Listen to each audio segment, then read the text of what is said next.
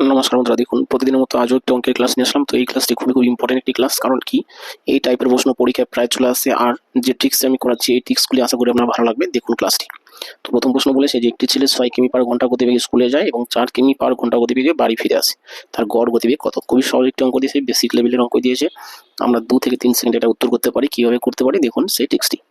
যে এই ধরনের প্রশ্ন যদি বন্ধুরা দেয় যে গড় গতিবেগ কত, একটা গতিবেগে গিয়ে অন্য একটা গতিবেগে ফিরে আসে, ঠিক আছে, এবং কি তার গড় গতিবেগ কত, এই টাইপের প্রশ্ন দিলে আমি ডাইরেক্ট উত্তর করতে পারবেন। সেটা কি দেখুন, সেটা হচ্ছে 2ab by a plus B, এই সূত্র দিয়ে। ঠিক আছে, সূত্রটা কি, মান বসান যে 2 ইন্টু এ বি আর কিচ্ছু না, দুটি গতিবেগ, 4 ইন্টু 6, ঠিক আছে, 4 ইন্টু 6 বাই কি a প্লাস বি, অর্থাৎ 4 প্লাস 6 বা 6 প্লাস 4, মানে এই দুটো গতিবেগই হচ্ছে এ বি। ঠিক আছে, আচ্ছা, এবার কি 4 6 কত হচ্ছে বন্ধুরা, 10 হলো।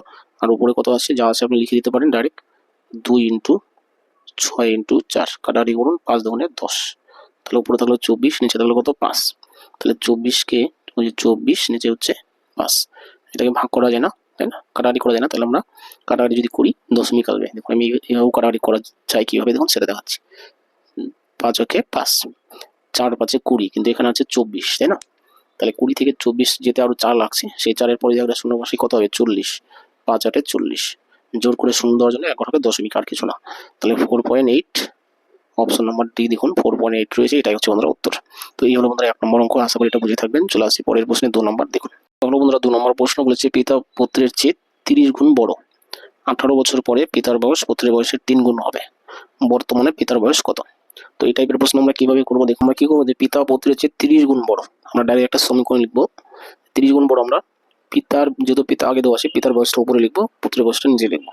যে ধরি পিতার বয়স হচ্ছে 30x আর পুত্রের বয়স হচ্ছে 1x। আবার বলছি, আমরা ধরে নিলাম পুত্রের বয়স কত, x বছর, তাহলে পিতার বয়স কত হবে, 30x বছর, তাই না, 30 গুণ বড় বলেছে। তাহলে পুত্র যদি x ধরি, পিতা হচ্ছে 30x হলো। আচ্ছা, এটাই কি 18 বছর পর, 18 বছর পর কি হবে বন্ধুরা, দুজনেরই বয়স বাড়বে। কত করে বাড়বে, 18 করে বাড়বে, পিতারও 18 বাড়বে, পুত্রেরও 18 বাড়বে, বাস। এটাই হচ্ছে পিতার পুত্রের 18 বছর পরে বয়সের অনুপাত। আর সেটাই সমান সমান কি হবে, বছর পরে পিতার বয়স পুত্রের বয়সের 3 গুণ হবে, 3 গুণ, অর্থাৎ পুত্র যদি 1 হয়, পিতা হবে কত, 3, বাস। এই যে আমরা সমীকরণটা লিখলাম, এটার জাস্ট সমাধান করবো, তাহলে আমাদের অঙ্কের উত্তর চলে আসবে। ঠিক আছে, আমি আরো একবার বলছি, আমরা ধরে নিলাম পুত্র হচ্ছে x বছর, তাহলে পিতা কি হবে বন্ধুরা, 30x বছর। কেন, কারণ 30 গুণ, তাই না, 30 গুণ বড় মানে কি, 30 দিয়ে গুণ করতে হবে, ব্যাস। এবার 18 বছর পর দুজনেরই 18 করে বাড়বে, এই 18 করে যোগ করলাম, সেটাই সমান সমান বলেছি কি, যে পিতার বয়স পুত্রের বয়সের নাকি 3 গুণ হবে 18 বছর পর। তাহলে পুত্র আমরা 1 ধরলাম, তাহলে পিতা কত, 3 হবে, 3 গুণ বড়, বাস। এইটুকু জাস্ট আমরা সমাধান করব, তাহলে আমাদের উত্তর চলে আসবে। দেখুন, তাহলে সমাধান যদি করি, 30 অক্ষে 30, x প্লাস 18 অক্ষে 18 ইকুয়াল টু, এদিকে 3 দিয়ে করি, 3x প্লাস 3 18 কত, 54। এবার কি করবো, এই যে 3x আছে, এটা আমরা সমান সমানের অন্য পাশে নিয়ে আসবো। ঠিক আছে, মানে এইদিকে নিয়ে আসবো। তাহলে 30x থেকে এটা কি হবে, বিয়োগ হবে, যোগ, যেহেতু যোগ আছে, কোনো চিহ্ন নাই মানে যোগ চিহ্ন আছে, তাহলে এবার আসলে কি হবে, বিয়োগ হবে। তাহলে 30x থেকে 3x বিয়োগ করলে কত হবে বন্ধুরা, 27x ইকুয়াল টু, এই যে 54, তাই না, 54 থেকে এই 18টা আমরা ওপাশে নিয়ে যাব, তাহলে কি হবে, বিয়োগ হবে, তাহলে কত থাকবে, 36 হলো। এবার x সমান সমান কত, এই যে 27 আছে, এটা আমরা ওপাশে নিয়ে গেলে কি হবে, ভাগ হবে, বাস। এখানে আমরা কাটাকাটি করবো, তাহলে x এর মান পেয়ে যাবো।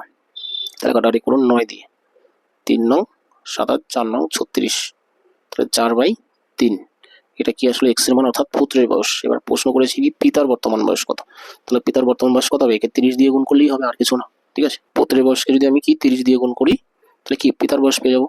তাহলে পুত্রের বয়স হচ্ছে 4/3, একে আমি কি করবো, জাস্ট 30 দিয়ে গুণ করবো। কেন, কারণ বলেইছে, তাই না, যে পিতা, পুত্র হচ্ছে x মানে 4/3, আর পিতা হচ্ছে 30x, তাই না, এই 30 ইন্টু x এর মান, বা বলা যায় পুত্রের বয়সের 30 গুণ হচ্ছে পিতার বয়স। তাই আমি 30 দিয়ে গুণ করলাম, 3 10 30 কাটা গেল, তাহলে থাকলো 10 ইন্টু 4, তাহলে 4 10 কত, 40 বছর।